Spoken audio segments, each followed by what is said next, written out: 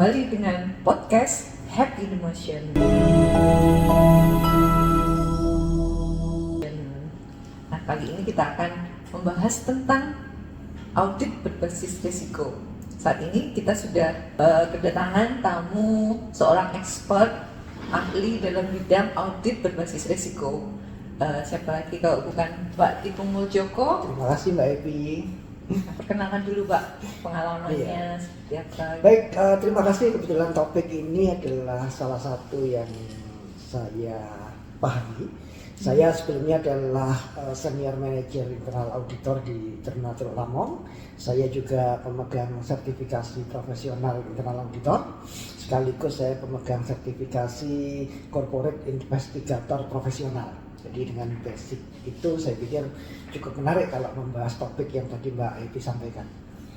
Kalau di pengalaman sendiri sudah berapa tahun Pak di bidang audit? Saya sudah lebih dari 5 tahun bekerja di dalam bidang audit dan sudah melakukan proses audit cukup banyak dengan berbagai kasus yang ada, termasuk berbagai model audit. Aja ya biar tidak terlalu lama. Kita mulai dulu dengan pengertian audit itu seperti apa Pak? Apa sih audit itu gitu ya? Sebenarnya audit itu adalah sebuah proses yang sangat sederhana, di mana dia hanya melihat, membandingkan antara kriteria dengan kondisi. Apa sih kriteria itu? Kriteria adalah aturan-aturan, ketentuan-ketentuan, apapun itu yang ditetapkan oleh perusahaan yang mengatur apa yang boleh dan apa yang tidak boleh. Itu menjadi semacam panduannya. Kemudian dari panduan itu kita akan mencoba melihat dalam pelaksanaannya apakah sudah berjalan sesuai dengan panduan itu atau ada yang tidak sesuai dengan panduan. Nah, ketika sudah sesuai dengan panduan, maka dapat diyakini proses di perusahaan itu sudah berjalan dengan baik. Ketika ditemukan ada yang tidak sesuai, itulah yang nanti kita namakan sebagai temuan audit. Dan dari temuan audit itu nanti akan muncul rekomendasi-rekomendasi untuk perbaikan ke depan. Jadi secara simpel sebenarnya konsep audit itu apa? Audit adalah membandingkan antara kriteria dengan kondisi, antara aturan, SOP, apapun ketentuan dengan pelaksanaan di lapangannya. Seperti itu Mbak Evi. Sangat jelas sekali ya, detail audit itu apa. Nah, ini jadi pertanyaan kepada kita semua Pak. Mengapa sih dilakukan audit? Ya, ini yang perlu disampaikan. Karena seringkali ketika audit turun, banyak auditi itu yang merasa ngapain sih ngerepot-ngerepotin aja gitu ya. Sebenarnya audit ini kenapa perlu dilakukan di dalam sebuah organisasi, di sebuah perusahaan? Karena audit ini untuk memberi assurance, memberi keyakinan bahwa perusahaan itu berjalan sudah sesuai dengan realnya.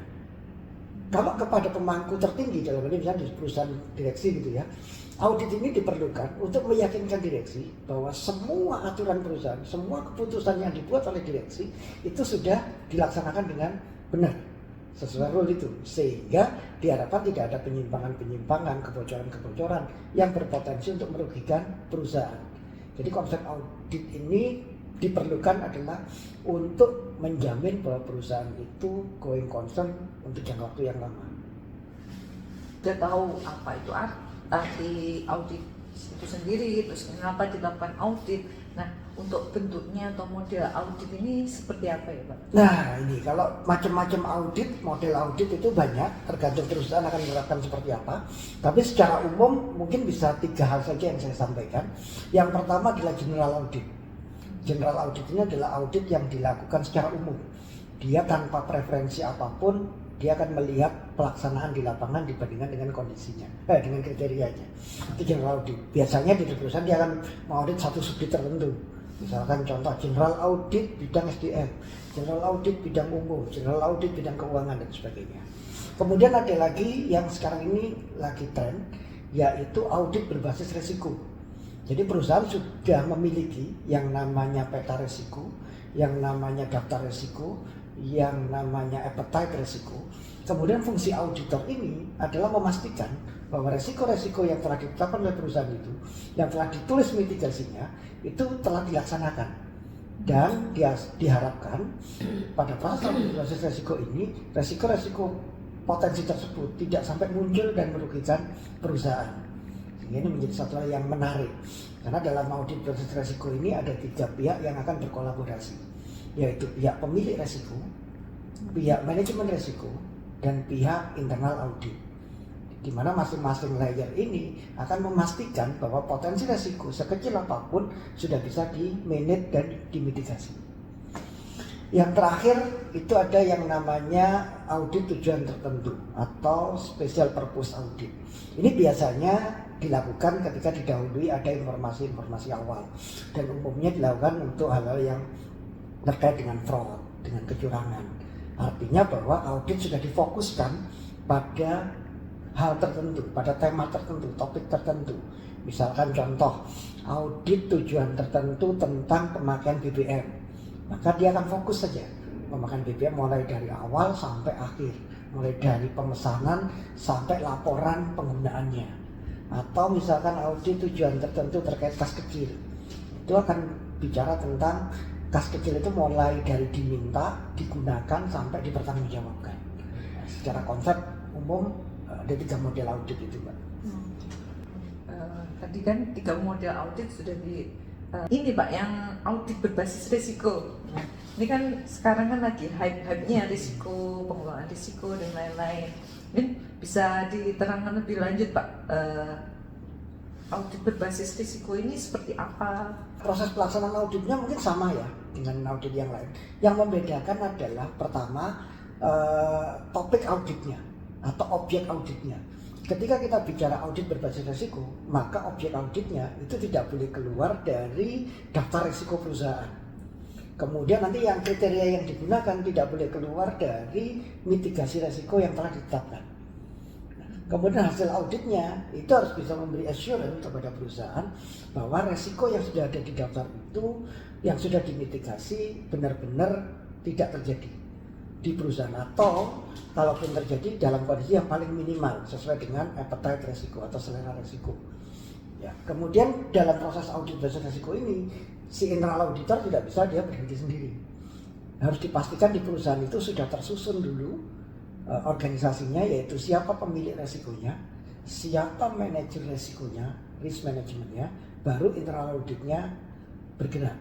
Karena dokumen yang dibutuhkan adalah dokumen identifikasi resiko oleh pemilik resiko, dokumen pengelolaan resiko oleh risk management. 2 dokumen ini menjadi sumber objek audit. Gitu. 3 pihak ini kalau di dalam konsep audit dinamanya 3 line of defense. Jadi 3 layer pertahanan perusahaan. Gitu. Ketika 3 layer ini berjalan dengan optimal, maka potensi resiko itu bisa dikendalikan. Kalau satu masih tidak optimal, dia akan dicegat oleh layer yang lain. Contoh, ketika ceroboh di pemilik resiko, maka risk management masih akan mengendalikan. Ketika risk management lolos juga, masih ada internal audit yang akan benteng terakhirnya. Itu Pak konsepnya. Jadi audit berbasis risiko ini tadi yang disampaikan, itu kira-kira fokusnya seperti apa ya Pak? Apakah risiko, kan kita masing-masing perusahaan kan beda-beda risiko. Apakah ada fokus tertentu atau gimana Pak? Jadi fokusnya, sepengalaman saya di beberapa perusahaan, mereka tidak mengambil semua risiko, tetapi mengambil risiko yang sangat signifikan. Ada yang bilang disebut top risk, ada yang dibilang significant risk, ada yang dibilang priority risk, apapun sebutannya, tetapi yang diambil adalah risiko yang berpotensi besar bagi perusahaan itu. Sehingga perusahaan akan fokus membenahi di risiko itu, sehingga potensi kerugian perusahaan apabila risiko itu terjadi bisa benar-benar dikendalikan. Gitu. Jadi fokusnya adalah pada risiko yang signifikan. Betul. Ya. Cuman penyebutannya kadang di perusahaan ada bilang significant risk, ada priority risk, ada ya macam-macam lah. Itu hanya istilah, tapi intinya risiko utama perusahaan. Resiko yang benar-benar menjadi concern dari perusahaan, dalam ini tentu direksi. Oh, jadi penentuannya itu berdasarkan direksinya? Ya, karena di dalam penetapan peta resiko itu ada yang disebut dengan risk appetite. Risk appetite itu setiap perusahaan pasti berbeda-beda. Setiap pimpinan tertinggi perusahaan juga berbeda-beda. Nah, itu yang akan menentukan mana-mana yang akan masuk kategori resiko utama dan mana yang sebenarnya bukan resiko utama. Lebih ke top manajemennya atau ke tujuan perusahaannya Pak? Ke tujuan perusahaan. Jadi tujuan perusahaan, karena ini resiko perusahaan. Hanya di dalam perusahaan itu kan ada top manajemen. Tentu beliau sebagai orang yang ditunjuk, yang diberi kewenangan itu memiliki selera risiko. Nah inilah yang biasanya tertuang di dalam dokumen risiko perusahaan. Jadi ketika terjadi pergantian pimpinan dengan selera risiko yang berbeda, bisa saja tabel risikonya juga akan berubah. Pendukungnya kira-kira apa aja Pak kalau untuk melakukan audit berbasis risiko ini? Pendukung dokumen yang pertama adalah adanya dokumen risiko dari pemilik risiko. Kemudian dokumen monitoring mitigasi risiko dari risk management. Kemudian baru kita melakukan observasi atau penglihatan langsung di lapangan terkait pengendalian tersebut.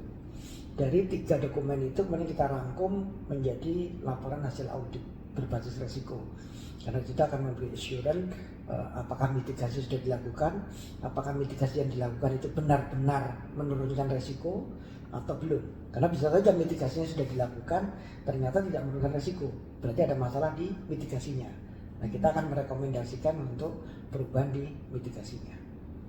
Nah, tadi kan lebih ke pendukung ya Pak, kalau prosesnya sendiri, pendukung prosesnya?